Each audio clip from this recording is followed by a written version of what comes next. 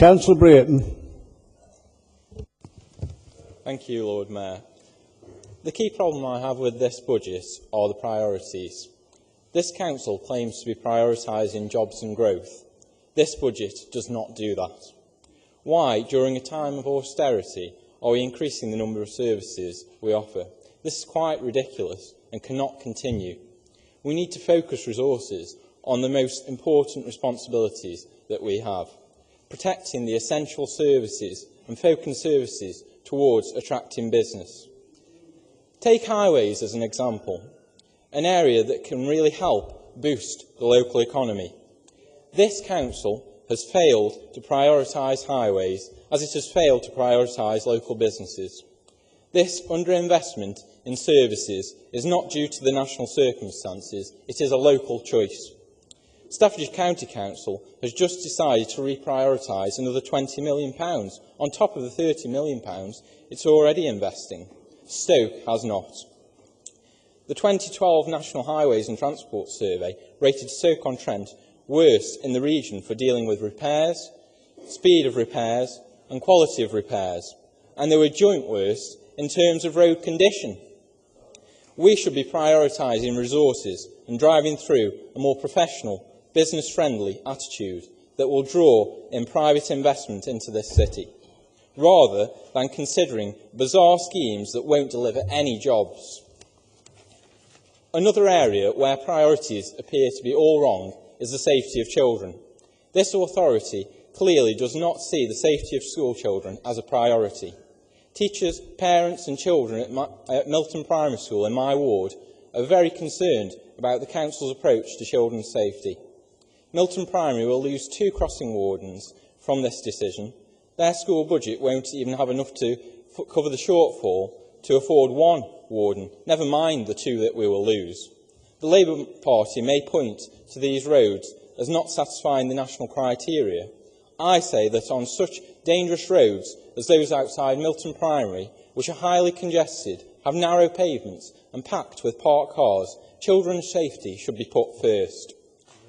Something else I can't agree with are the disgraceful attempts to cut pay from some of our lowest paid workers. I could possibly understand if all officers were being asked to take the fair share, or if we were reducing those at the top. But this council is increasing at the very bottom and cutting at the very bottom and increasing at the very top.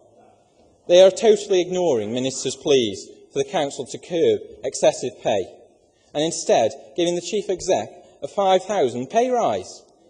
This is blatantly putting politics before the self-interest and self-interest before the people of this city. How can we possibly justify increases like this when services do not have the sufficient resources? Now you might ask, what should we cut instead? I can give you one thing, starting with our city. This will save you a bit of money. I know members across the council agree that our city is a simple waste. Not only do most residents fail to receive it, which defeats the object of even publishing it, the content is a pure fantasy. If you had not experienced the realities of Stoke-on-Trent, reading our city, you would think we believe that we lived in a heavenly utopia. This is not the case. Many families, pensioners and young people across the city are suffering due to the Labour Party's mess. The council does not know how to communicate with our residents. To get the people to contribute in this society, we need to overcome the financial burdens that are being placed on this council. We need to learn how to communicate properly, getting people involved in helping to reduce the burdens that are currently on this council. The poor communications of this council also explain the diabolical levels of consultation and the responses that we continue to not have over the budget. Labour have failed on multiple levels to meet the demands of the public.